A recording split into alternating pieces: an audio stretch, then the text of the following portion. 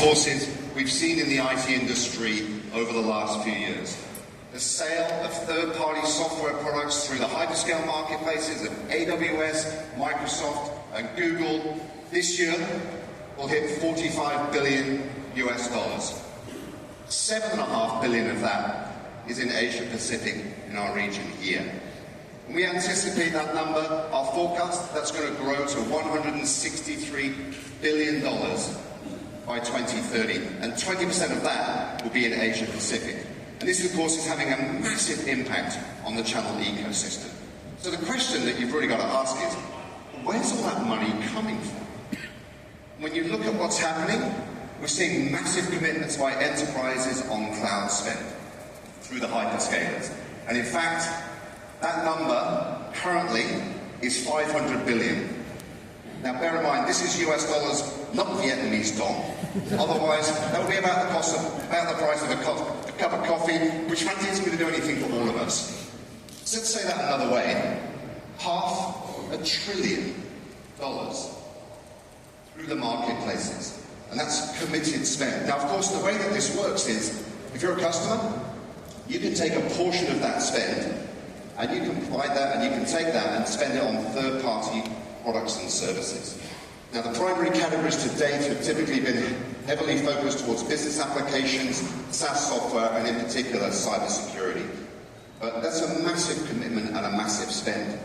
Now, that's really got the attention, of course, of us in the industry, and in particular of the vendors. So we started to see the rise of the billion-dollar club. Now, initially, this was vendors who had found or had spent and seen $1 billion worth of sales over multiple years through marketplaces. What we're now seeing is there's a number of vendors doing $1 billion in sales in one single year. Some of those include CrowdStrike, Salesforce, Palo Alto, Splunk, and others. And some of these are beginning to approach $2 billion in sales in a single year. So we have a momentum here, and we have a real change in the ecosystem. Now, I guess the good news, the feedback from customers has been incredibly positive. The ability to make a commitment on spend, but have the flexibility to actually utilize that spend in different ways, and in a relatively frictionless environment. And especially, as we know with customers, all of us are out there dealing and serving customers. Budgets are tight. So the ability to take some of that spend and utilize it in different ways, that flexibility is extremely attractive. Now, the challenge with this, that 2025 number that I gave you, $45 billion, 60% of that this year will be direct. For all of us sitting here in the partner ecosystem, what does that mean for me? Now, the good news is, we're beginning to see the partner motions coming in through marketplaces. Now, the growth is going to be substantial, but we anticipate by 2027, more than half of sales through marketplaces will be channel-enabled in a Tier 1 motion. And in fact, by the time we get to 2030, we're going to be at almost 60% of sales through marketplaces will be channel-enabled.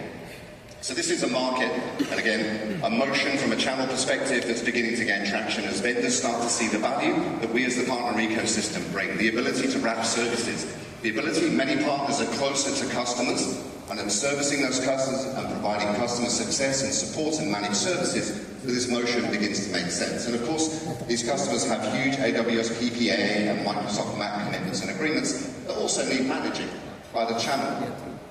Now, that's predominantly in the enterprise space. And of course, in the enterprise space, they're dealing with the largest partners. So that one-tier motion makes a lot of sense. But what about mid-market? 90% of customers in our region here are mid-market customers. So where does the two-tier motion come in? And the good news is we're beginning to see some real momentum in the integration of cloud marketplaces from the hyperscalers and distribution marketplaces, and actually third-party marketplaces. You would have seen recent announcements from AWS, we've seen Diesel and Microsoft. We saw Heather on stage yesterday talking about their resale-enabled offers.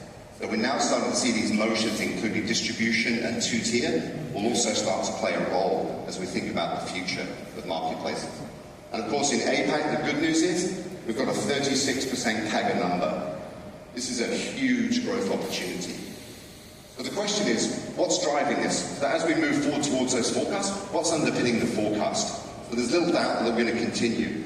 4 things here that are creating this flywheel effect. 1, ongoing cloud consumption and growth for the hyperscalers, the platformization of ISVs, continued incentives being provided by the hyperscalers to their own sales teams to be driving that traffic and those sales through the marketplaces. ISVs, I spend a lot of time talking to software companies. I rarely talk to anybody that isn't thinking about how platforms and marketplaces are a route to market and going to be a key route to market for them going forward. Then, of course, you've got customers. As customers continue to make commitments, massive commitments on cloud spending, they want to utilize those funds, they're getting financial incentives in some cases, so we've got continued demand from customers. But the fourth, and I would argue the most important wheel here, is the role of channel partner. These models are increasingly being beneficial as the platforms build their functionality and allow you as partners to have your own private offers and to start to take these mechanisms into market. So we really see channel as the key pillar to make this work. So, what's actually going through these marketplaces right now? Now, the traditional categories have been infrastructure software, business application software, and quite a big focus around cybersecurity. But increasingly, we're seeing professional services from partners being bundled up through private offers through the marketplace. Because the customers already agreed the terms and conditions, we're getting much less friction in that transaction. But also, and we have to say it, AI. So when we think about the role of agentic AI, it maps really well to marketplace. And in some cases, this is being developed by the hyperscalers, in some cases by ISVs, but we're starting to see this focus from partners on, actually, how do I start to think about utilizing marketplaces, not just as a transaction from the customer, but for me as a marketing vehicle out, allows me to cross borders. So there's a tremendous opportunity here, not just for you to serve your customers with a new route to market, but also to think about expansion, especially in Asia. How do you leverage these marketplaces to create growth? So wrapping it all up, marketplaces are going to be a continued disruption, an accelerant in the marketplace. Their impact's going to continue to grow, and like I say, up to $163 billion by 2030. But there's still some uncertainties. Some customers are nervous about how much dependency they have on the hyperscalers, and we still have lots of different categories. We have hyperscale cloud marketplaces, we have distributed cloud marketplaces, we have third-party marketplaces. If you didn't see the acquisition and the merger recently of AppDirect and Tackle.io, we're starting to see a proliferation of marketplaces. So we think this category is going to be very broad. Ultimately, we think this is going to boil down to a battle between the hyperscalers and the ISVs for your mind share of the channel ecosystem, because this model really doesn't work long term without a partner involved. So you're in a very strong position. But as the future role of partners supporting these marketplaces becomes clearer, the most important thing that you need to do is to be leaning into this. Standing back and letting this pass you by is probably your biggest risk of all.